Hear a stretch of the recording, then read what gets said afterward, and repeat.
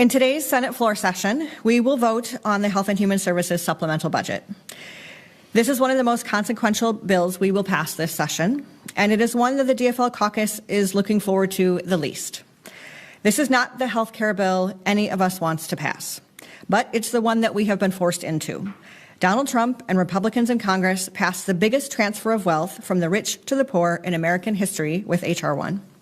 This federal government has absolved itself of a role of providing basic services that keep people alive and healthy, and shifted the burden onto states, local governments, hospitals and caregivers, nonprofits and faith groups, households and individuals, including the poorest of the poor.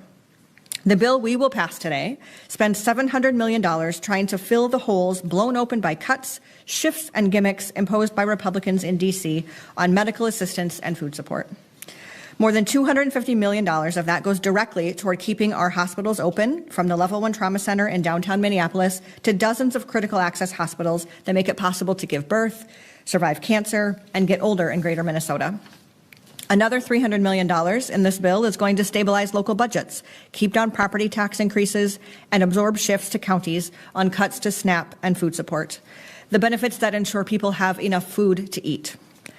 We are also being forced to pass new requirements for Medicaid recipients who will have to enroll and re-enroll and re-enroll to stay eligible, a stack of red tape, paperwork, and unnecessary hoops to jump through put between people and their care providers, and will no doubt result in eligible people losing their Medicaid coverage. This is how Trump and Republicans cut health care and food support system for hundreds of thousands of Minnesotans, by hiding what they were doing and passing the buck. I'll close by observing that this federal budget we've been forced to reckon with was opposed by hospitals, doctors, nurses, and economists, and supported by billionaires and giant wealthy corporations who are getting tax breaks. The bill passed with only Republican votes in Congress. Even some of them refused, and J.D. Vance had to come in and break the tie.